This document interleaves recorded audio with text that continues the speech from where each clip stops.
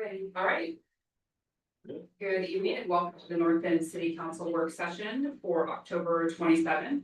It's 4:32 here in the council chambers. So I'd like to call the meeting to order and ask our city reporter to help us with the roll call. Counselor Jones. Here. Counselor Hamilton. Here. Counselor Garveau. Here. Mayor Ingleby. Here. Counselor Schultz. Present. Counselor Slater. Here. Counselor Torres. Here. Thank you. Okay, next thing on the agenda is our public comment. Do we have anybody here for public comment tonight? We do not. All right, then we'll go ahead and move to number 4 on the agenda, and we have a guest, 2 guests here tonight for community-based. So the agenda item is community-based inflation management and resilience building. Dr. Lena Dorfmeister and Dr. Dorfmeister are here to present to us. And so if you want to go ahead and come forward, we have 2 chairs here and there's a microphone. So we'll go ahead and let you guys on over there. I'm going to sit here. Yeah, yes, please. So the circle's the microphone. So for the record, nurse practitioner Dorfmeister and nurse anesthetist Dorfmeister. Thank you. Yeah. Thank you. I know that you and Dr. Dorfmeister had reached out and wanted to address the council and talk about some things that Yes. you're working on in the community. Yeah. And we discussed whether a work session or a city council meeting would be appropriate. And I thought city council meeting, all of our meetings are recorded. We push them out on social media and YouTube. And so it is for the record. But I thought this would give us a little bit more time for you to have and discuss what you're working on. Well, thank you for the invite. My name is Lena Dorfmeister. I'm a certified registered nurse anesthesiologist, and I initially started practicing in anesthesiology and doing acute perioperative pain management for over 10 years. And throughout the years, I realized that a lot of my patients are taken care of also suffering chronic pain. And also through the many years of chronic pain, they are on the prescription opiates. And so that got my interest in moving on to studying more chronic pain. And recently I got these addiction certifications through OHSU ECHO program and then advanced pain fellowship. So now I am practicing at North Bend Medical Center under Department of Integrative Pain and Addictions. And prior to me joining to North Bend Medical Center, North Bend Medical Center has an addiction specialist, Dr. Ospina. You guys might heard of him, Dr. Ospina, who was addiction pain physicians. So I wanted to let you know that NBMC has been involving in chronic and pain management, addiction management for over 6 years for our community. And Jesse Dorfmeister is a primary care nurse practitioner, and he is in the special position to screen for the patients who having opiate or other substance use disorder and started treating at the same visit for the primary care visit as well. So I feel that is the 2 perks that he and I both in the North Bend Medical Center, and we'll be able to take care of our community who is suffering from substance use disorders. So we do treatment for prescription opiate dependence. Also, we do non-prescriptions, illegal fentanyls, heroins, and alcohol use disorders, methamphetamine, stimulants use disorder. We treat a variety of substance use disorders. So I just want to talk a little bit about, you see around our community, people that are experiencing homelessness, people that are down and out. They might be someone that breaks into your trailer, or steals your generator or something like that. These are people that are facing rough times. And, these patients who we treat, they will turn their life around. A good majority of those who successfully go through treatment will turn their lives around, get a job in the community, go on to college and become, upstanding members of society. And one of my patients, she was using heroin for years. She eventually got into treatment and on Suboxone treatment. Now she finished her bachelor's degree in nursing. She's a nurse in a major hospital in the area. And, you know, you wouldn't see her as the same person today as she was back when she was using. And so, you know, we just want to get the word out that, you know, these treatments exist, and it definitely can benefit the community as a whole, not just that person who is experiencing rough times. But these drugs are, as our officers in the community know, they're available everywhere, and, you know, these folks are in our community. We do take same day appointments. You know, if someone is meeting a law enforcement officer, a hospital, or anyone in the community, if they need treatment, we'll see the patient sometimes first day, same day. These treatments are effective and can help, you know, give these folks their lives back. So we just want to get the word out.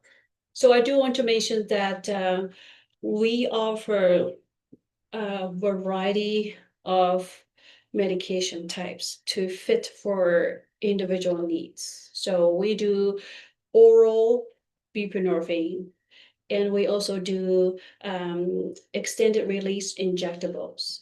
And that is for both opioid use disorders, for alcohol use disorders.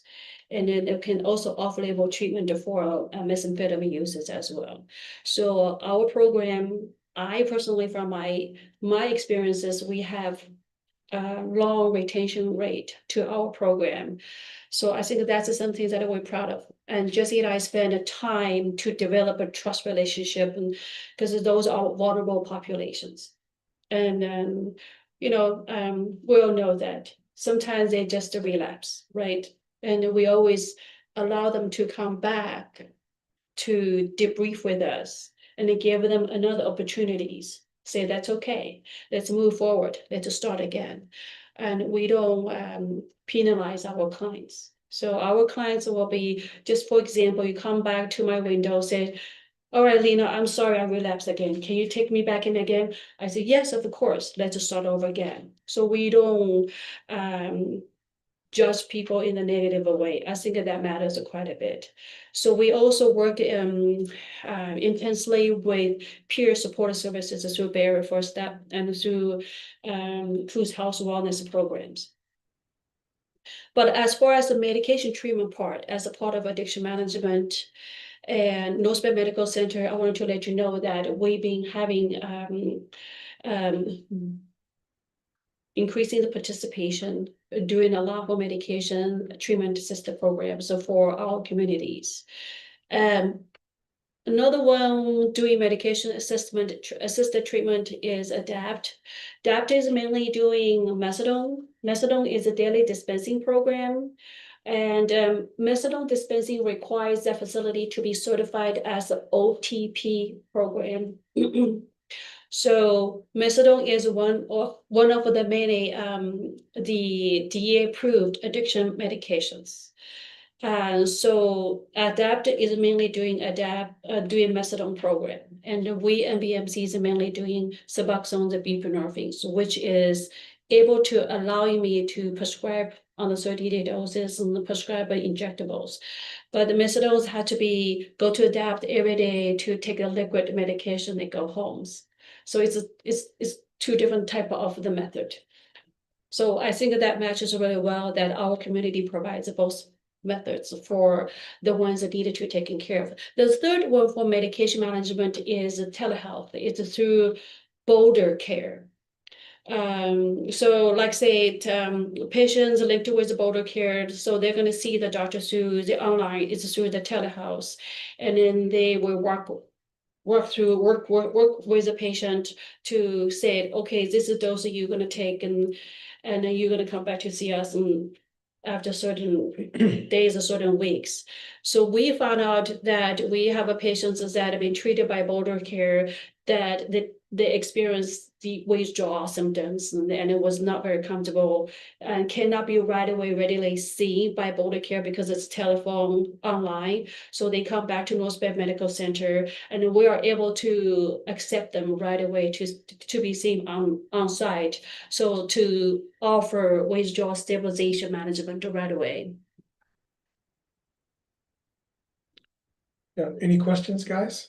So my first question is, what is the biggest barrier then that you see people not coming in to get treatment from you? I think one of the biggest barriers, is a lot of these folks, have had negative interactions in the medical community. A lot of times when they're in their addiction and they go to the ER or they meet with law enforcement or something like that, maybe they've done something that they shouldn't have or whatever. And so the folks there may treat them, like they're a criminal because they were at the moment, when they met law enforcement, or in the ER, maybe they're high and they're acting odd. And so they tend to get negative interactions. And when people see that diagnosis on their chart, sometimes they're treated differently than another patient for asthma or COPD or heart failure. And so they're fearful for that interaction at the doctor's office. They're fearful that they're going to be treated the same way. So I think that's one of the barriers. Another barrier might be just lack of knowledge that the services are out there, things like that. Do you take referrals, say one of our officers sees somebody on the street, is it something where they can contact you and say this might be a good candidate to come in? Absolutely. I've Yes. met with parole office over in Coquille, and they have my number. And not only parole, but the sheriff's department over there. Mhm. And yeah, we've told them about us. We get some referrals as someone is getting out of jail. We'll take them the same day to get them started so they don't go right back on the street and start using again. But yeah, I'd love to take referrals from officers. A lot of the folks you meet on the street probably have heard of us. A lot of the folks that are experiencing these problems will probably have heard of us. Do you have like a half sheet or a flyer with a QR code or something? Because I'm just thinking about our nonprofits that have transitional housing.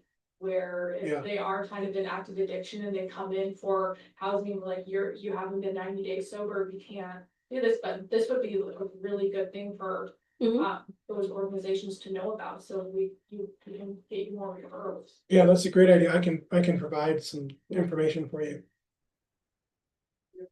I have more. Okay, so if you wanna, yeah, go ahead. What is like your success rate? Like how, I mean,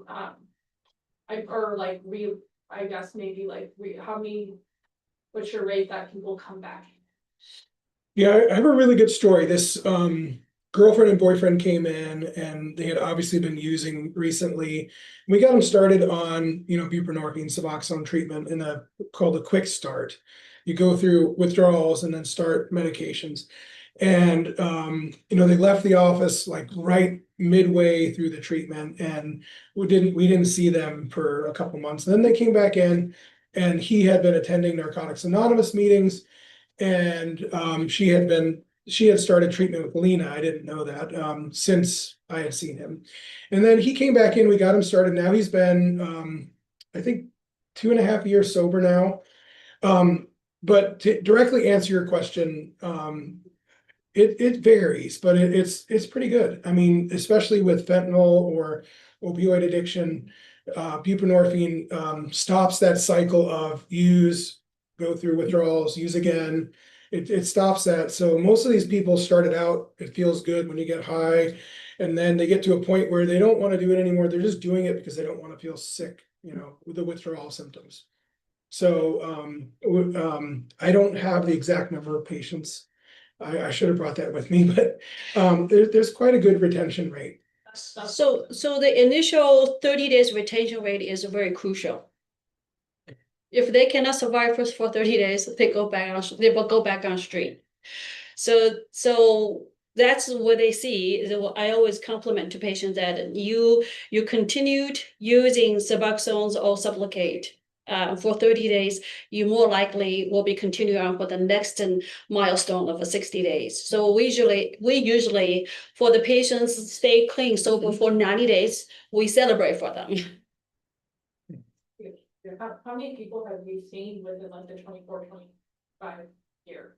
A lot, because like my majority of the advanced house, right, told me that they ran the stats. Me and Jesse are the two providers prescribed most the buprenorphine Suboxone, which is indication for treating open use disorders In our community, yeah. and so this is not only for using on street, non-prescribed. That's also entails to way helping people to taper off of prescription opiates dependence and transition them to be on buprenorphines, which is a harm reduction strategies. And the ultimate goal is not to trade one thing for another, but patients don't get high with these medications. The goal is to eventually get them off it. Like the nurse I told you about, she's no longer taking buprenorphine, and that is the ultimate goal. Some people it takes 3 months, some people it takes several years, like in her case. But the ultimate goal is to, not require any medication. Time for just a couple more questions. So can you paint a picture for me, a scenario? We have a community resource officer who regularly looks, talks to the people that are transient in our city. I presume that a lot of them have drug problems. Mhm. Are you aware of that? Do you already work with our community resource officer, or what do you want? We're hoping to establish that collaborative pattern. That's what we're really here to establish collaborative methods.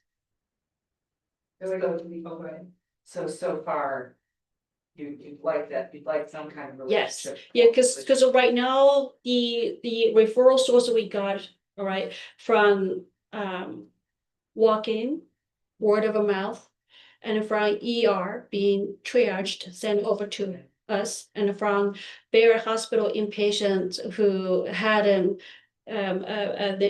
intoxication, and they treated, and then we're gonna follow up with it. But we like to see more involvement with the different community sectors and to help more people who indeed, and because I heard the sobering center recently opened in Coquille, sobering center, and that center is stabilizing like 23 hours, providing those patients hydrations and food and clothings for 23 hours only, just one day, one night.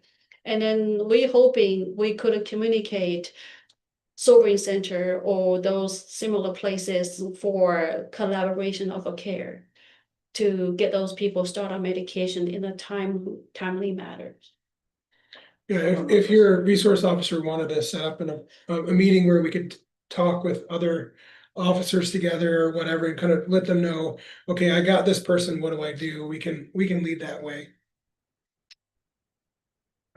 So I have one more question. Just because this is an opportunity to spell myths about people who are addicted, who are committing crimes.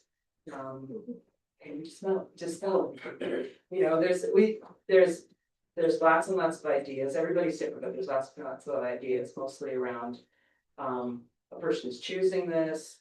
They're constantly, obviously there's some choice in there. Obviously, there's some personal responsibility that those of us who are able to function in society normally feel like we have. So This is a disease. It's a disease, and we are all susceptible in one way or another. Like, push it too far, drink every night, you try something. We're all susceptible to it, but it's a disease, just like heart failure, diabetes, what have you. And it's also treatable. And there are people every walk of life in our community, from someone that's a business owner, down to someone who's never had a job in their life, that went through a really rough upbringing. A lot of people are more susceptible to this if they've had trauma as a child, rough childhood, or if their parents were using and things like that. Some of these stories, I'm sure your officer has heard them. You go through these, you listen to their story as a child or what have you, and you ask yourself, well, how could they not be falling into addiction or some other problems like that? And but they're treatable, and it's definitely a disease. Well, we do have our police chief here today. If you want to exchange information with him, I'm sure he can get it for our resource officer that we have dedicated to the North Bend area. And I definitely would urge you to reach out to the other surrounding cities this Bay. They also have a resource officer that I know are trying to come up with solutions for everybody going through this. Thank you. Thank you so much for your time. And is there, just your contact information? Is that what I can share with the? Yes, Yeah. yes. That'd be Okay. great. And then we'll generate a QR code or communication contact methods to you guys too. Yeah, I think that would be great if that's something that you could share with us, and I can make sure. it's Absolutely. clear. And we have lots of people here on the council that are in various positions in the community. For example, Councilor Torres works for School for the Art and can share it out with her constituents there too as well. Okay, All right, Okay, thank you for thank the you. time. thank you for the invite. Yeah, thank you for bringing on the goodies too. Thank you. Okay, all right, that takes us to number 5 on the agenda, and that's to review the city council agenda for October 28th. I'm gonna have our city manager walk us through that. Madam Mayor. Wonder what we use any from. Yeah, they had asked if they wanted to bring you, I said, you don't have to follow me. Yeah, I was just gonna sit there and just stare at them, but that's That okay. or give them some stuff, it's very nice. Okay, so what do we have going on this week? All right, so on your consent calendar, as always, it's a long consent calendar, and so be aware that your rules stipulate that if any one member of council wants to remove an item, it goes out for a separate vote, otherwise we engross them. The first one is our acknowledgement of our city disbursements for September 2025. I apologize, our finance director is out for family related reasons, and so not here, and so I'll be presenting this and one other item on his behalf. So that is routine. The second one, you have had this before you in the past. This is simply a renewal contract for water work for the wastewater utility rate financial modeling services. And so in English, before we ever ask or do any reviews on utility rates, we always have an independent third-party study. This is the company that's done it in the past. So this is simply just extending that contract. The next one is authorization for repair of pony motor on our 2012 street sweeper. So basically this thing is still operational. However, as you may recall, you authorized purchase, but there's a backlog. And there's also a trade-in, and so we have to make sure that the equipment that we're trading in is operational. So Public Works has been talking to the company, but we have to get the piece of equipment operational in order to get the value for which we're doing the purchase. And so again, So we invest the 21,000, make the engine or the pony engine work. And then the thing is functional, so we get 45,000 for trading. precisely, Really? Okay. Wow. yes, I was supposed to be. as opposed to having taken out a commission and got the full value, but unfortunately, we have a requirement through DEQ that we have to use food safety as part of our stormwater management plan. Right. I had a question or a request just for the city disbursements part. It was just a request for when we line item the totals that we have a grant total listed, not that it adds up, but that people are aware that is beyond what our taxes are paying for. Or beyond what our normal votes of grant, well, like how much of this 1.45 million, 1.45 million is from grants that we will not get again. That would be a special run report, and staff would actually have to go back and identify every Okay. expenditure attached to a grant, the line. We do have grant management on grants, but those are fund by fund, so we would have to literally run a special report on every single grant fund that has been created in the system. Might be nice to know, I'll get a little bit too much. Right, yeah, it's on a monthly basis, we know on an annual basis. I think an estimate though, I mean, Yeah, is, it's just a request to just make that a little more visible when we publish our big So, stuff. let's see, I You think can think of something. Counselor Slater was in my office recently, we were checking grants, I gave him a document, and so. In simple terms, in the last 5 years, dollar for dollar, I think it's 93 cents of every dollar the taxpayers have paid in tax dollars, property tax dollars, we've returned back in grants. Yeah, And so there's just a high level, like to actually go in and have staff recode so we can write a special report.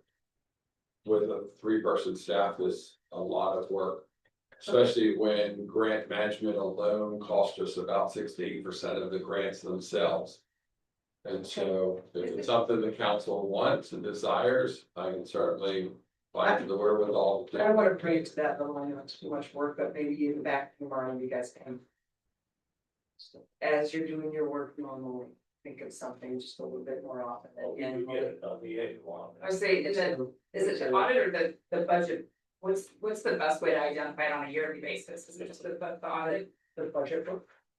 So in the physical budget, we identify grants that are coming in, and then anything that comes in, we have to do. Anything sizable, we have to do single audit. And so, yeah, grants on average cost us about 6 to 8% of just managing the grants. And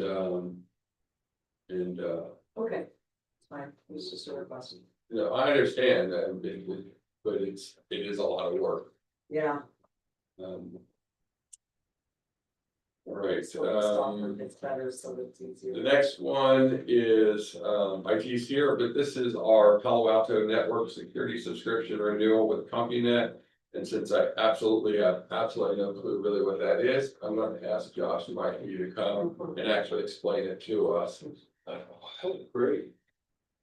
Good evening. Oh, so it's pretty straightforward.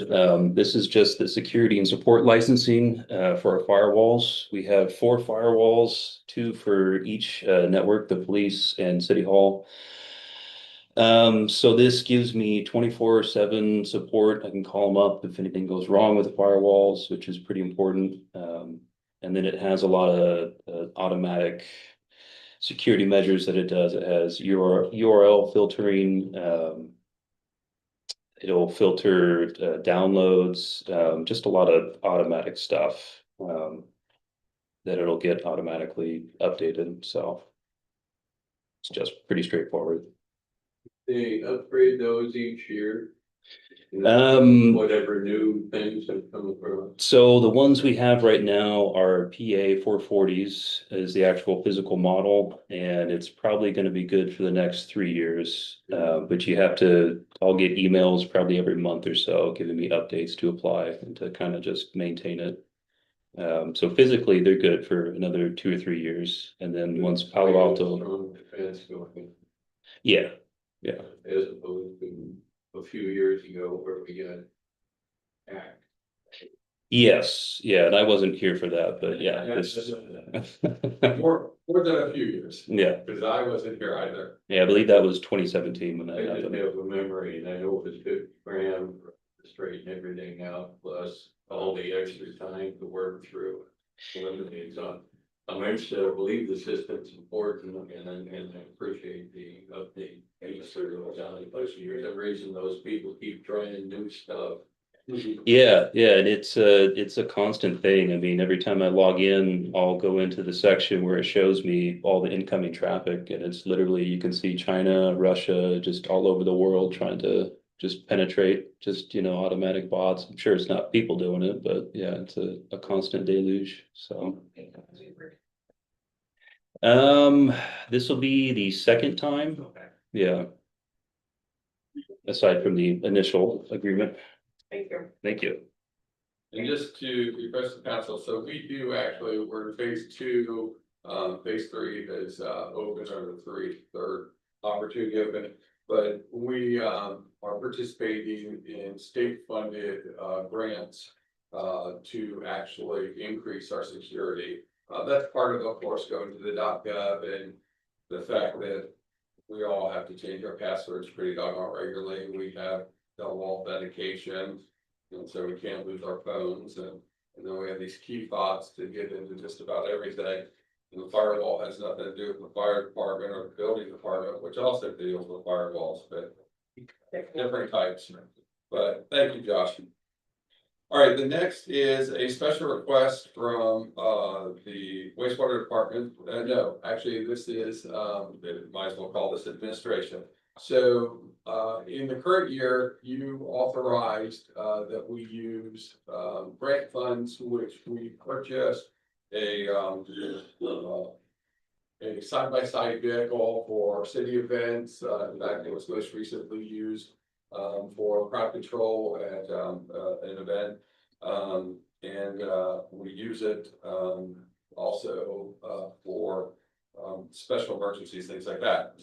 Well, we need somewhere to store it other than this we kind of, I'm not gonna say got kicked out of where we were, but we currently have a cover on it, and it's in a location that potentially exposes the elements. So the fire chief worked with our community development manager and got competitive pricing, and so this is for the purchase of putting it in a trailer so that it is ready and available at the fire department at any time, as opposed to what we've had to go through. Not to be confused, which is the wastewater treatment plant is later on the agenda, so these are also one side by side, because I wouldn't allow them to take ours out to. So if I was side of the site, and I think you can understand why, because you use it in events and we like it to be pristine, so. That's a good price for 16 foot trailer. It's a very, very good price. In fact, to the next agenda item, I will tell you, I've got an incredibly good price, lower than what we got, although the two-seater. Thanks to North Bend Power Sports, and it's the last model, so they made us a good deal. So, all right, so that is your consent calendar. Is there anything causes anyone angst and wants anything pulled out, or any additional questions for staff? Okay, thank you for going over all that. All right, number 5, I sent council an email earlier today. Don't assume everybody got it. However, we're going to brief the council today, but we're not going to ask for action on this one. And it's because our city attorney pointed out a backwards piece of language that was in this legislation from years ago that says that you actually have to have your 5 board members named in the physical ordinance and their terms not to exceed 4 years.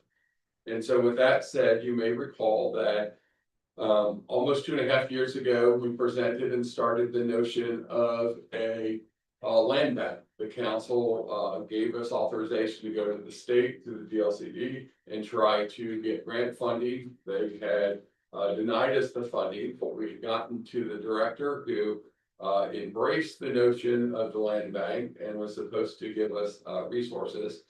And that wasn't happening. And so we made a presentation to the Abandoned Dunes Charitable Foundation, who has a board member that was very knowledgeable of land use, land banks, and did some additional research.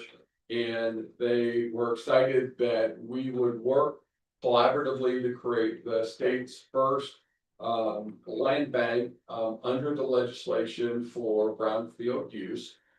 And that the model that we created then could be cookie cutter used anywhere else.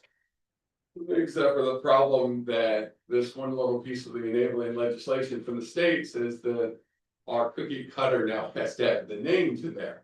And so what our goal was to go ahead and enable it, have our 30 days, put our applications out. We've already sort of identified potential folks because the legislation is very specific, like someone from your school district large, someone from your largest tax district, folks from nonprofits, one member of the governing body. And so we figured, well, let's go ahead and make sure the council is still cool where we are, understand what we're doing and where we're going, and then if comfortable, we can go ahead and advertise as if we would for appointments, and then at the special call in November, bring that list to you. The land bank was always designed to take the liability off of the city for contaminated properties and buildings. Contaminated in the sense that our goal was to keep a focus on housing, keep aligned with the state's initiatives on housing. And so you may recall that 3.5 years ago, we surplused particular properties. They all had some issues. However, by potentially putting them in the land bank, we then allow the state to, if they're contaminated or distressed, or potentially have contamination on, we can get them fixed. We can then also layer that as an actual governing entity to go after additional grants to actually further them into housing and then get them back onto the tax rolls. Most of our properties all have problems. Some of them just go way down in gullies. They're not buildable lots. There's very few. Our public works director, myself, went to every one of them. We photographed them a couple years ago. We just don't have a lot of land. But however, simultaneously with this, on the same sort of track, CCD Business Development is working collaboratively with the local governments here in Coos County. We've identified some of our contaminated properties, for instance, a former gas station down here in Virginia, and that they are seeking a larger grant for the assessment of properties. And so the goal is that collaboratively is to bring in different types of funding, take risk off the city on, so because it carries with properties. And then ultimately to have the land bank board members train, our city planner, and then our previous planner who worked with our permit tech in public works did a lot of the heavy lifting to create the basis, ran it all past our city attorney, also used a Portland-based attorney, all funded by and reimbursed by the grant. We still have grant funding available. And so we have enough grant funding now to work with the national land bank organization who will provide technical assistance to us to make sure that we're successful. And so Pelic and I had a very successful meeting with them last week. And so taking lead. The question comes down as to who will be the executive director. The board itself really only needs to meet about once a year. They may meet more often. And if the council has no issue, the workload between myself and the city planner and the outside. Initially, I have no problem if I serve as executive director for at least a year or two while we cross-train staff. I have actually quite a bit of knowledge. Land banks are sort of a kind of an East Coast thing. In fact, a lot of folks are like, we've heard of land banks, but they don't know how to function. In fact, there are some entities here, Eugene is one, that's done a lot with housing. They just have never enabled it under legislation that would have gotten a lot of the money that's available, which no one's tapped into in quite some time, and that money is there to tap into. And so we want to be able to be the first, and then in about a year from now, be able to go to some of the state conferences and actually showcase what we've done, how we've done it, and then sort of set the model. So with that, our city planners here, our city attorneys here, we're glad to answer any question about the who, what, when, where, why, and if need be, remind you that contaminated properties could be something as simple as a building next door to us with lead-based paint, piping, that's iron piping, mold. And so the definition when it comes to properties that could potentially then get money and get cleaned up for potential housing is very liberal. Council questions? Council Yeah. Slater? Oh, yeah, I'm just trying to get my arms around it this way. It's a separate entity that we city are giving property to, which protects us in certain ways from different liabilities and that. And this group are. Do they then own the property? The land, And how is their liability taken care of? so the land bank itself is actually protected under brownfield, so they actually have specific coverages there. The board members, of course, are then protected by their actual entity, very much like you would be covered, insurance wise. And yes, it would be their own independent governing body. And so any property given to them, would have stipulations, on it. It's not just a gift. The sole purpose of the whole brownfield land bank is to clean up, needs to be cleaned up with the sole focus, of trying to pursue housing on all of them. So it couldn't ever be used, like something in the land bank, it has to be housing focused. Doesn't have to be, but that has always been the impetus of why I brought this to you. Can it meander? Well, yes, but as long as it's within the confines of the law, for cleaning up, contaminated properties. I saw the leapfrog that land banks for contaminated or brownfield properties are traditional, just that. However, in meeting with the foremost legal expert on this, and at the time, the lead brownfield expert for the state, they're like, well, gosh, yes, this absolutely positively could be used for housing. In fact, USDA provides a lot of money for folks to help with housing. HUD has money to tear down buildings, but no one's actually like connected all those dots and said, yeah, this actually could be used that way. Clackamas County was the only one that has pursued it aggressively in the state, and they got right up to, what's the football, like goal, and what's it, something goal, or I don't know, whatever that is. Enzo? First and goal. First and goal, or yeah, whatever it is, there's some phrase that I can't think of it right now, but that's how close they got, and then they, had some changes on their board and abandoned the whole thing after investing in all that. And they got which may explain why the state didn't want to work with us, because Business Oregon funded that initiative with them. Who funds the land bank?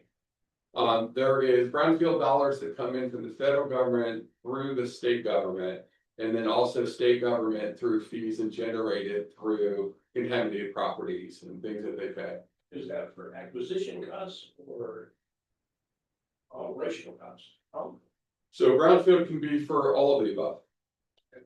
Yes, in fact, you go after state, federal, brownfield to actually obtain the property. You can do it to assess all of the properties in your community.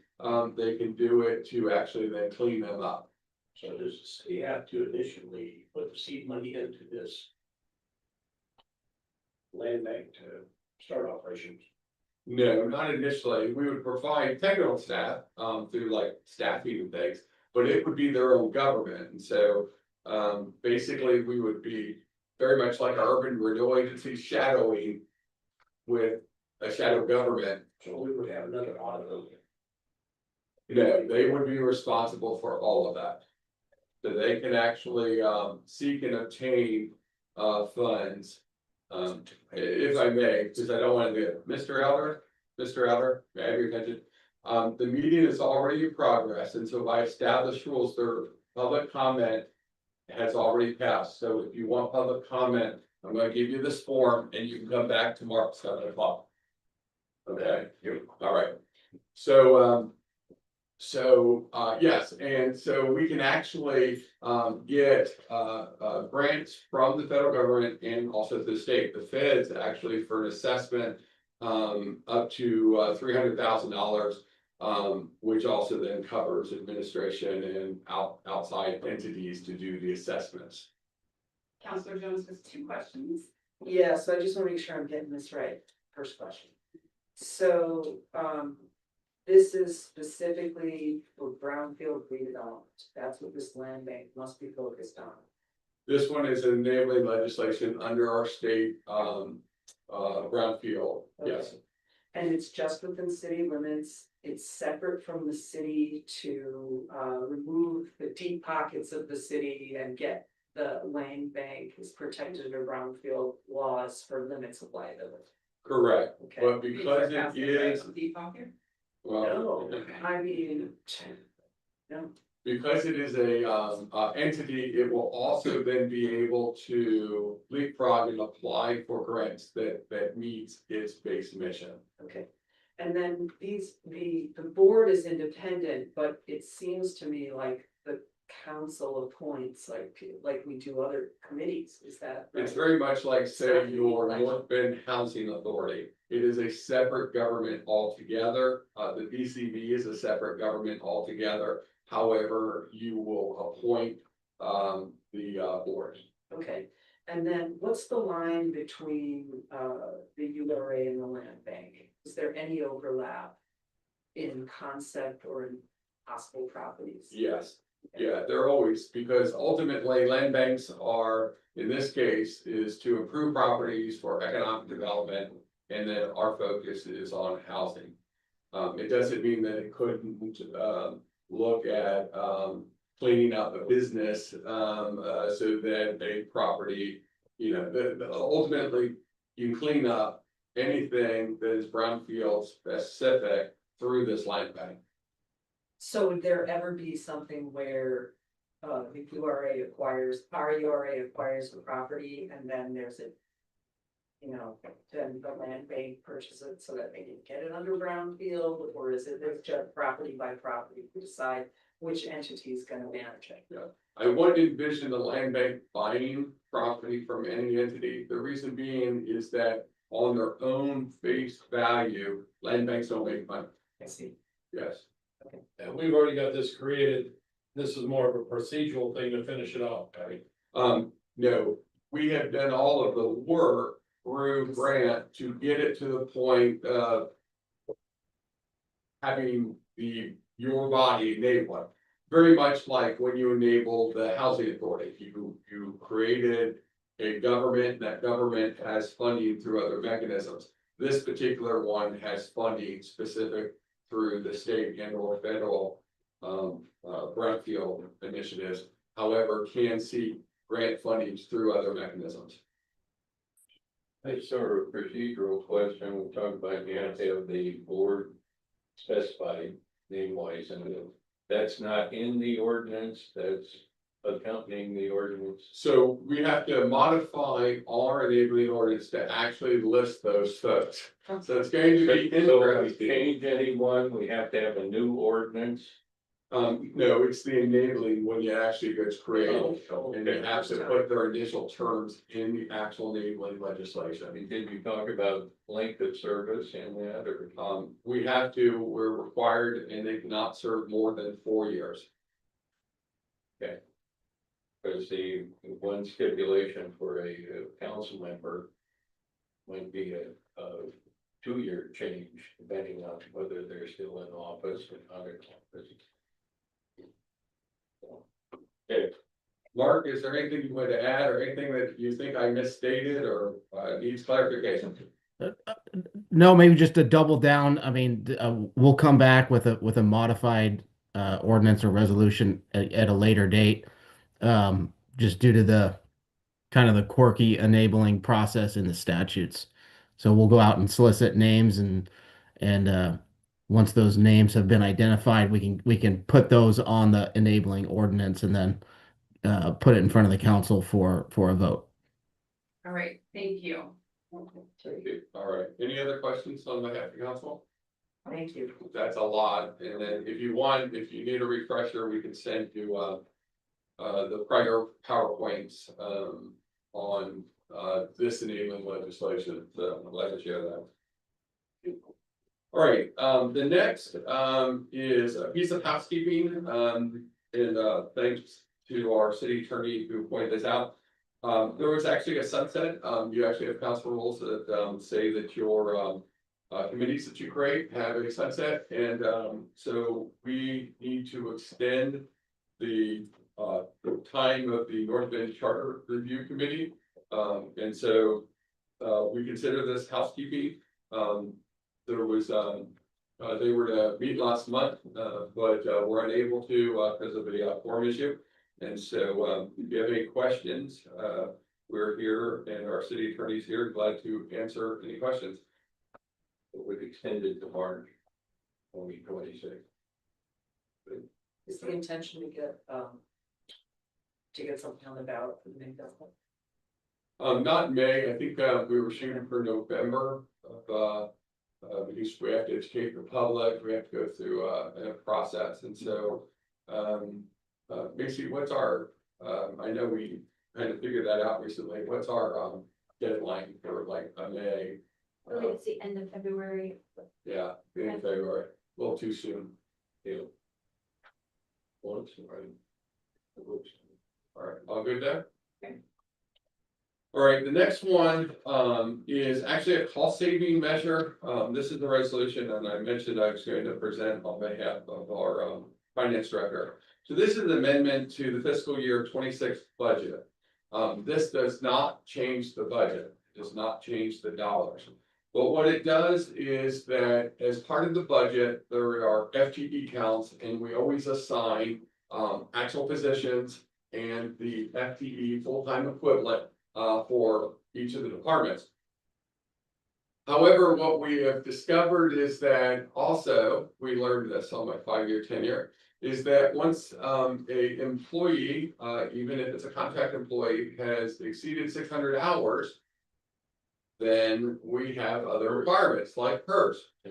And so in reviewing all of this, our finance director did some calculations and said, and came to us, met with myself, the pool, and also human resources, which is our city reporter.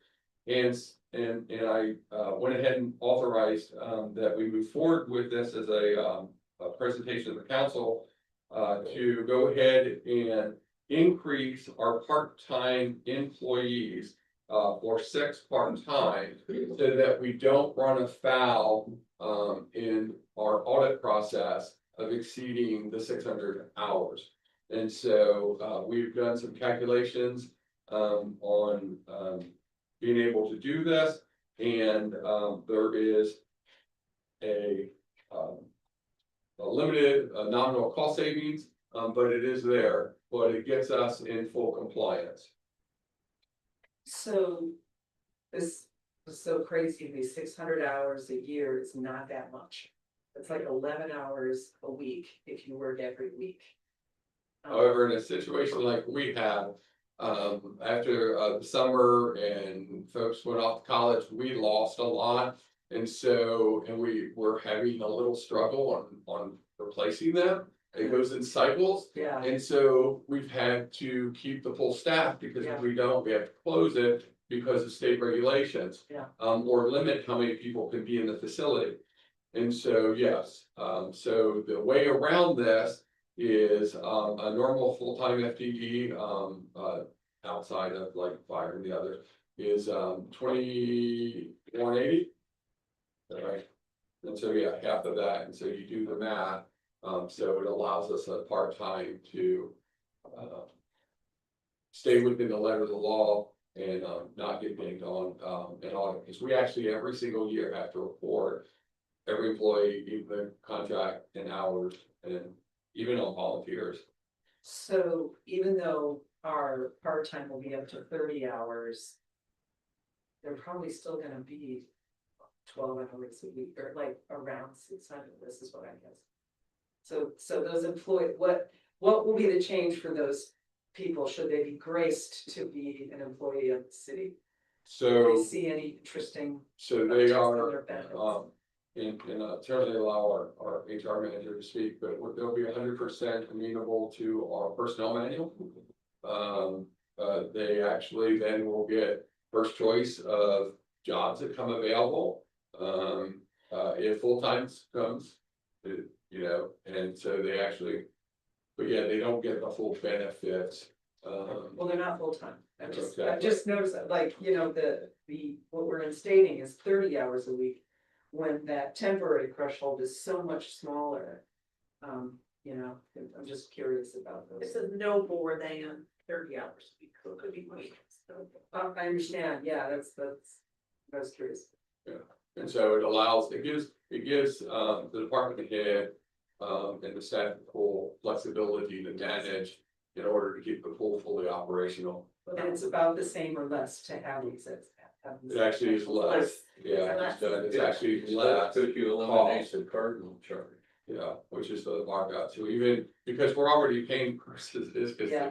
so it actually works out less. And so it made best sense for us to come to council and say, you know, and it takes a resolution to be able to amend the budget in order to accomplish this. Thank you. All right, any other questions? All right, the next one, I'll invite our public works director up. Because, you'll notice in here, I actually have weighed in, and so I gave our public works, director a courtesy note of, what I was gonna weigh in on the motion. So you actually have two suggested motions. I want you to sort of discuss it out, because ultimately what you decide is the recommendation that will go to ODOT. But they are requesting speed limit, changing from 101, between Washington and the South City limits. At the same time, there's discussions going on with Goose Bay. And so, Ralph, you got the floor. So Coos Bay has already ratified this bill. This started with a speed study. Their city council addressed it October 10th, 8th or 9th, and approved ODOT's So they approved the 45 month. 40. Or they went down to 40, yeah, okay. Coos Bay requested, because the development of Coos Bay Village and then south around Ace Hardware where the New Planet Fitness is, a speed study be done. ODOT contacted us, asked if we minded if they did a speed study in North Bend. Also, we've had a lot less development. I mean, we've had a new mini mart right there past the mobile station, which is at Tremont and Tower, probably. A little bit of expansion on the chip facility, and that, as far as that downtown corridor in the last 5 years, is about the extent of our development. We agreed. Their study recommends, and they'd already slowed down by Coos Bay Village to 35. I think it used to be 45. It may be 40 there, just between what us old people know as Timber End Corner, but Super 8, I guess, is what it is now. But Global something. Yeah, as soon as you go past Global, jumped up. the Himalayan restaurant to Coos Bay Village is actually 40 going northbound at this point. But they did a study all the way through the whole corridor. And of course, all of you know it's 20 miles an hour through Coos Bay, because you can't go any faster because the stoplights will stop you anyway. But regardless, they went to the whole Coos Bay corridor and went to Washington, just shy of Washington and North Bend. The recommendations, and you had Dean Lundy in here at the last council meeting. We also had a Mr. Richards requesting a 30-mile-an-hour speed throughout the corridor in North Bend. So you have a choice, as ODOT has laid it out, their speed study, and they based the reduction on accident rate. They have an accident rate, if you looked at it from Washington to the Mill Casino, of 0.55 incidents per 100,000 vehicles traveled. From the Mill Casino to Coos Bay city limits, I believe was 1.62 or 1.64 accidents per 100,000 vehicles. So they've recommended it, leaving Washington to the Mill Casino alone at 45 miles an hour. And when you think about it, there's Highway Street, which generates maybe 50 vehicles per day. The Pancake Mill is actually a little higher. Stanton probably generates 150 vehicles per day, and across the streets, the mill, which is only, not the mill, but the new pellet mill, And Stanton actually comes down there from Power Sports, but the mill is supposed to, on Mondays, their peak, have 4 trucks a day, 2 trucks a day the rest of the week, so that's not a really high traffic area. I'm not saying there's none from Power Sports. So that when you think of as a pedestrian, as a cyclist, as a driver, the less distractions you have, less likely you're gonna be in an accident. So not having other vehicles enter, not being distracted by other vehicles entering where you're trying to look for pedestrians, look for vehicles, look for bicyclists. That's probably the reason the accident rate's pretty low there. Beyond that, you have a lot more distraction. So their recommendation is to leave that segment alone at 45 miles an hour. And to decrease the speed from 45 to 40 from the Mill Casino going into Coos Bay. As I noted, Coos Bay's already ratified the 40-mile-an-hour accepted speed study. Once you hit Coos Bay, they're on. They're also striping, gonna put shoulder striping on 101 throughout. It doesn't have it now, except for about 1 block from Clark Street to State, because 101's too narrow they don't want to narrow the lanes, which is the white line to keep you from going off the shoulder, even though it's in town and we have curb and gutters. But normally on the highway, shoulder striping is the white line. That does provide some, because in most cases it's about 3 to 4 feet. If somebody was on a bicycle, kind of provides some guidance. There's a sidewalk on the west side. There's no sidewalk other than right at the mill. There's some on the east side. I'm sure they're doing it for the new cars that need to pick up that line for the self-driving. Keep them in their lane. But again, Mr. Lundy approached you at the last council meeting, requested you drop it to 35. And we had a Mr. Richards who said he was gonna send a letter in. I haven't seen it. Called me on the phone anyway, was requesting 30 miles an hour through there. Council has ODOT controls the right of way. We have argued with them in the past on speed limits when they raised Sherman from 25 to 30 and raised Newmark through from Edgewood to Broadway from 30 to 35 to match the 35-mile-an-hour speed from Broadway to west city limits, which they just reduced to 30.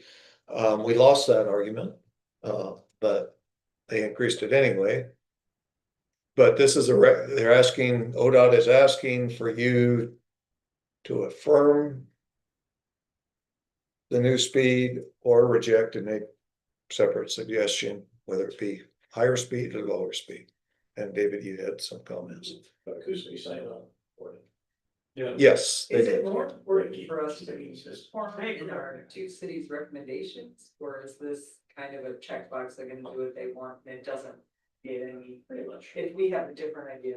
Just because I ride my bike through there, it would be great if it were 35, not that's gonna change everybody's habits, but Let's start with Mr. Miller, that's the same. So I have provided a alternative motion in here that allows for concurrence down to 40, but actually recommends that they drop it down to 35. You'll notice that coming into the town, our speed is significantly higher than the posted speed limit. In fact, basically plus or minus 10 miles an hour over the posted speed limit. With the train bridge down indefinitely, we are seeing a phenomenal amount more logging trucks that are coming in because they're having to do the transport of what the train used to be doing. We see minor flooding on the curb corner, so as you leave the city and go around the curve where the speed starts to pick up, that is one of the 2 areas that we see flooding on the 101 area. And then we have a 20-mile-an-hour downtown, and so you literally have folks coming into town that then come into the curves around, Northern Car Sports that do not slow down. And so that's why we get all of the complaints that we get. And so I will tell you that, we have, one dedicated, traffic officer who literally I can watch him out my office window and I hear him on the radio and it's like boom, boom, boom, boom, because no one does the speed limit. And I know that he doesn't stop them for less than a certain amount of miles over the speed limit, which, well, if you ask him, he'll tell you, I just don't wanna shout it out, but you can figure it out. Our police chief is here, you know, yes, we've had fatalities on that, thank goodness they haven't been in North Bend, we've had our share of wrecks. We know that, there is a significant economic development, going in across from the Bell Casino, which is why the tribe has been moving those locations. We know that the pellet trucks will be coming into a facility, for which there'll be trucks coming in and out, which there's no, signaling devices. And so, I think it behooves us to be more cautious on speed, rather than let them speed up right before the Mill Casino, which is what we're doing coming into town. And then they don't slow down as they zip through town. And so we constantly have speed issues. Even the Liberty Theater tells you it is not very safe, even when they have events. It's why when we had the event this week, if you saw one of the photos that we posted, we actually had security out there with flags and we escorted folks across the street. We made sure it was safe to cross. And so we took those extra cautions, and I really appreciate the Main Street program and Stephanie making sure that safety was critical. And so the motion's really up to the council. We've got everybody in the room that you need to ask questions, roll it over. You can take either suggestion, but I just wanted to let you know that the alternative motion did come from me. Councilor Schultz. I was gonna say that the crosswalk by the Liberty Theater is in the 20 zone, which people are not following, even though it is 20. And so I don't think reducing the speed is necessarily what's gonna help it, where there are some natural things happening. I think that if Coos Bay at 2040, as the one who's driving, I would like it to continue being the same and not reduce and then go back up again. I think that's a little ridiculous. When you do reduce them, or say it was 35, do you get more, is it an ODOT decision, right? How would we get ODOT to put up more signs? Can we request that? I hear what Schultz is saying, is like, are people they're not even going what the reduced amount is now, but with some education and some signs and some tickets, get people to slow down and potentially save lives. Well, the reality is that, you know, if we stopped giving out all these warnings and just gave out tickets, it sent a very, very clear message to folks. Some folks that have been stopped 3 times in the same week. Do you have a question? Hmm. No, I just think, like I said, I ride my bike in there, it's super dangerous, super dicey. And, you know, we've got a lot of stuff going on, I think, it's kind of like, roundabouts where where your attention is demanded are less, are safer than traffic lights. Because traffic lights you can cruise through, whereas when you see changes in speed, even if you don't change your speed, you wake up, you become a little bit more attentive. So, We're not doing a round. no, I'm not saying that, what I'm saying is that choice to put in roundabouts, which most of us find a little irritating, are actually safer in part because, in a large degree, because you have to pay more attention as the driver. So that idea of paying attention more as the driver with a few speed changes, you know, Yeah. I'd love to see 35. And I'm gonna say, I run that a lot, not as many times this year, but on 101, there's surprisingly a lot of pedestrian traffic going down 101, whether it's walkers or hikers or bikers. And I think, you know, I would lean towards, if I was voting on this tomorrow, and I think the suggested motion is 40, but because we are still asking ODOT to consider the 35. So Right. we're saying yes on the 40, but please consider 35. I could do that just so that we are a friendly, you know, I mean, you know, what am I trying to say? You can talk about Adam, if they want it, they'll do it, if not, you know, Yeah, at least you voiced your concern. right, we go on Yeah, I record don't saying think that we would do be the the 40, but 35 would also be something that. maybe the- 35 the entire length. I disagree, but that's just Yeah. me. I'm up That's why for we're. Just to get, and we're not voting tonight, but Yeah. what do you think, Councilor Well, Slater? Well, I would just, from the Coos Bay boundary south, is that 35 then in the proposal? 40. It's 40, the entire corridor until you get to just about Lumberman's going southbound where it slows down to 30. 30, yeah. They reduced the speed. It used to go up to 45 because the whole corridor was 45. They reduced it to 40 up until you get past Coos Bay Village, and then it goes back up to 45 in the past. The segment that they're recommending the whole thing be 40 in Coos Bay from basically, as we said earlier, Timber Corner, the Mongolian restaurant to North Bend city limits.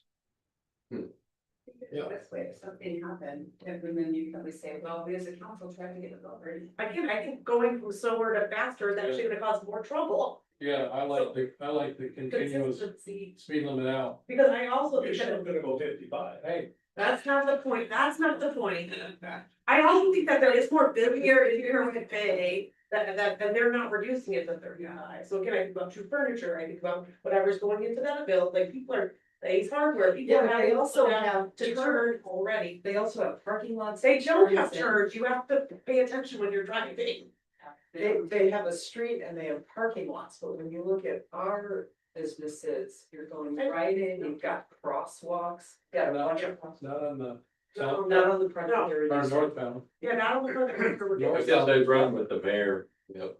Yes, 40 is a nice change, however, we'd like to see 35. Yeah. But please consider. Well, tomorrow night, somebody can make an emotion to change it if they want, and see if you can get some people to agree. Go for an emotion. Yeah, if you want, because so the suggested motion is on, There's two of them. Wait a minute. and so. See who makes the motion. Who goes fastest? No. I don't want that. Well, I'll make. I mean, that's what we're a committee though, is we don't always have to agree. yeah. She wants to go on record saying faster is better and endangering. That is Well, not what I'm then saying, go. right? That is not what I'm saying at all. Right. I just brought it to I'm convey gonna its want fun, to slow and I do not run on that. You run on I do not. Well, there's a sidewalk. So why are you There's a crossing sidewalk, one okay. oh one? Okay, I see what happens tomorrow night. All right, what do we? All what right, else do so we got? Ralph, where'd you go? You're the next three. Before. No, next I mean, is you can Jim, bring the next two is up, Jim, but next is Jim Brown. I know that Anybody want you to? didn't do it without you, so. It says Jim Brown. Right around the side. There's gonna be two of them. 3 minutes. I'll sit here and snore in case Go ahead. No. 2 minutes. Two I'm minutes. gonna take a 2-minute recess. So it is 5:43. We're gonna be able to and 5:45.5. We're gonna have a cookie on top. That's 5:45.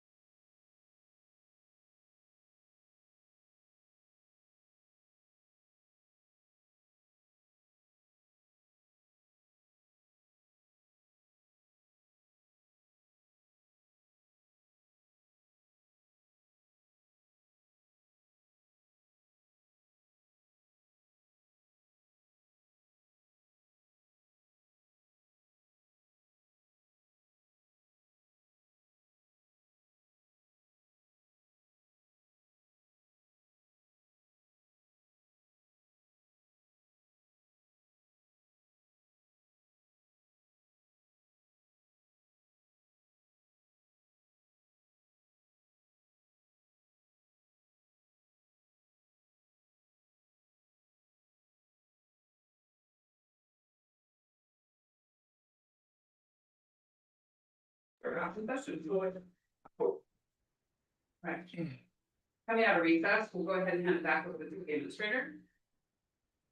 All right, you've got your fire chief. We also have representative from HE Architects in the room, and then also our public works director, who worked very closely with Chief on this.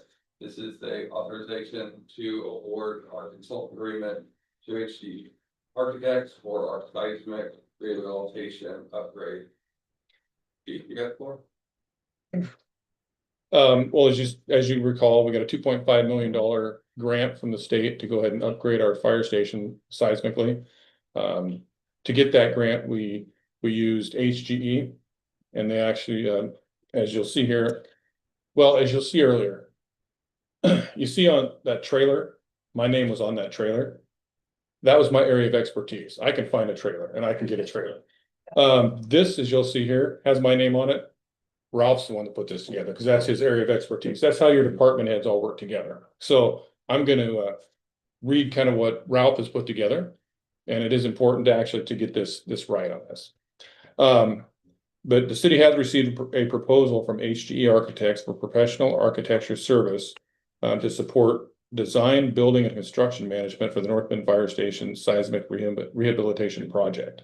The city council, acting as the city's contract review board, previously engaged HGE Architects under ORS 279.065 to conduct a study of the fire station and prepare a project documentation sufficient to secure the funding for the seismic retrofit. Pursuant to ORS 279C-115, contracting agencies may directly engage consultants to continue their work on the project they have already substantially studied, planned, and documented. So it continues on with that. Bottom line is we use HGE to help put do the study previously to figure out what needed to be done on the fire station. They put that into a document, and then we've applied and we have received the grant using them. What they will do then is they'll be our consultant to continue on with this. And I'd kind of like to have Mr. Slack come up and explain just a little bit of what they do, because it's a lot of what they do, and it's way beyond a fireman. So. Way beyond what? A fireman. Yeah. Oh. And one thing is, I'm not sure, it says in this that you've had at least 10 of these. There's been probably more than that, hasn't there? Yeah, we've, 10, That 10 side retro. yeah, there's been more than that, though, I put it in. we do schools. Yeah, they have firewall. Name. We do, we've been with this program for quite a while. We've done, I think we're up to about 18 or so. A lot of them have been schools. You can get seismic grants on public schools too. And then it's first responder type facilities like police stations, fire stations, and the like. So yeah, we're excited. It took us a while to get this one. I think this third time, I think.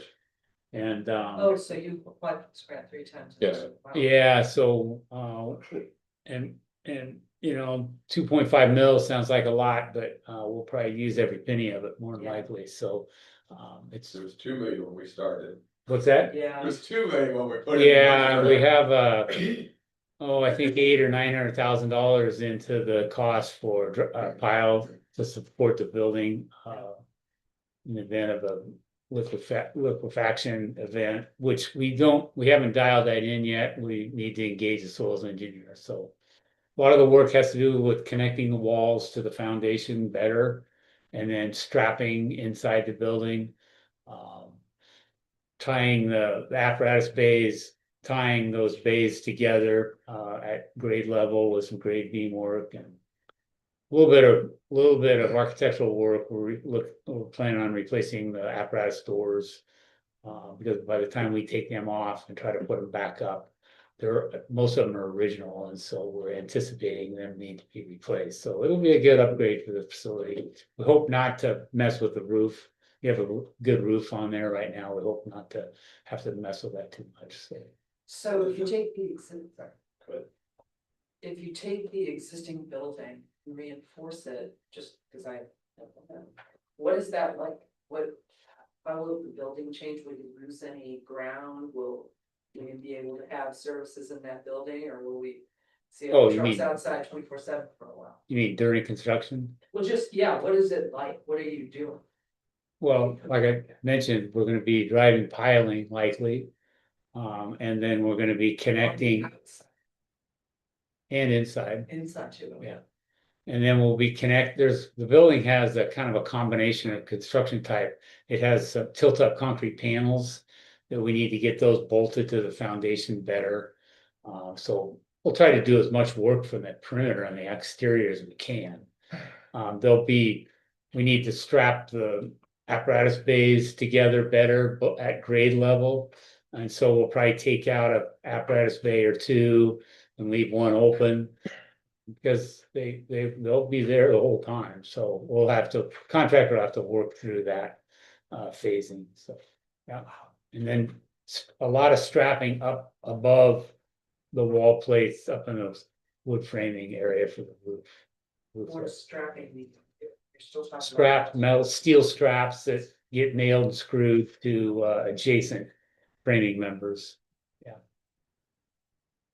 And then I think we're having to rip through the apron a little bit, so we'll be replacing a portion or all of the apron out in front of the apparatus bays.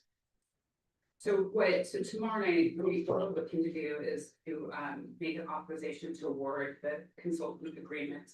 And then after that process is done, is it how soon before construction begins? If that is awarded. So How- there is a. How quick will construction begin? Challenge period, so we do nothing until the challenge period. And then, once the contracts are signed and executed, then Mr. Slot can answer that part of the question. So we don't know.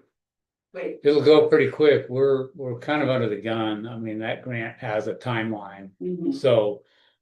We probably need about 6 months to get it ready to get it out to bid, and we'll use probably most of that, and hopefully we can get it a little bit sooner, but it'll take a while to get the documents ready to bid. So any questions about what the recommend or about the potential motion for tomorrow night? Just the only thing is, all this is within the contract, within the grant as well. great. So the recommended motion for tomorrow night will include that money will come out of the grant as well. Yeah.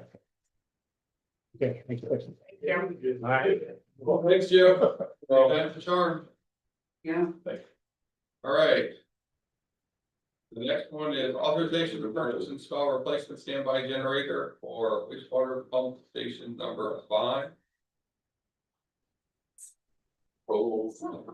You replaced one for, 86. you replaced one for the treatment plant last year. Okay. Good memory. We have For sewers. 5 permanent generators in the system. Pump station 1, 2, 3, and pump station 5. The remaining stations, which are smaller, we have 2 portable generators, so we can run around, pump down for 20 minutes, go to the next one, pump down for 20 minutes, go to the next one, pump down for 20 minutes. Pump station 5 is the generator is almost as large as the one at the treatment plant. I think the one at the treatment plant's a 240 kW, this one's a 230 kW. Because you're powering, yes, a large one. You have actually 325 horsepower of pumps at pump station 5, so some fairly large load. They don't all run at once, don't get me wrong, but regardless, 39-year-old generator, it is within a building, so it has actually held up pretty well. The one you replaced at the treatment plant was 7 years younger and a little about the same condition. Staff received quotes, 4 quotes on this one. Legacy Power Systems, who maintains our other generators, we have to do load tests not semi-annual, about every 2 years on the existing generators, and any problems we have, they maintain them, was a low bid. Therefore, staff recommends we take the low bid. Did you know that you wanted to replace this one this year? If it doesn't- We budgeted, actually, it was put in the budget, if you look at our capital improvement program, which we both projected in our sewer rates and in your budget, it was actually mentioned in our budget. The next item is I mentioned this earlier, it's the authorization to purchase a 2025 Kawasaki Mule two-seater for the biosolids site. That's exactly why we are looking at this one, because I mean, we have a four-seater which is dual purpose, so public safety uses it, and it's outfitted with like blue lights, red lights, and can actually have the seat bed so they put stretcher. This, on the other hand, is gonna be out there slinging, poo. And so when we use ours in the parade, say for Christmas, we don't wanna sling and poo. I mean, that's not an unreasonable request. It's not. Very in good. the street front, have a pressure washer. Like I said, this is authorization to purchase a outside utility at a very good price. We got this one day only sale, so we're bringing it before you, but the bottom line is. We spend about $3,000 to $4,000 a year spraying, plus we hired somebody for $30,000 to use a harrow. To enhance 20 acres back in 2022. And there's a few other things we do out there.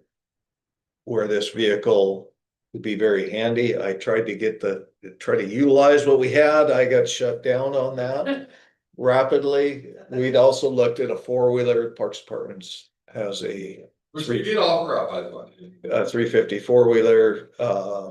We would have to buy a spray trailer to do that, some other options, plus you have one guy trying to. Excuse me, four-wheelers are all right-hand throttle. Trying to spray, turn around and not look where he's going, trying to spray behind him. We thought that was probably an accident waiting to happen, so with this one-day sale, now this is the last vehicle they have. A 2025 model at Power Sports with a very good price, we therefore. There was two of them, somebody bought one of them, there was one left when I wrote this up on last week. No, we haven't bought it yet. I know we haven't bought it yet, because our finance director's been out, I know we haven't bought it yet. There's no signatures. Yeah. Just, It's waiting. So we got a deal and we're taking it to you. Yeah. are you okay with that? Yeah. Yeah. All right, there's no executive session, so we expect no action, there's no planned other business, and a reminder, number 5 is being stricken from the agenda for tomorrow, so feel free to cross that out. You have your city administrator's report, your committee reports, if any, and council comments, and then back to you, Madam Mayor. Okay, well, I think that was the only thing left on the agenda. Yes. Yeah, okay, we can adjourn.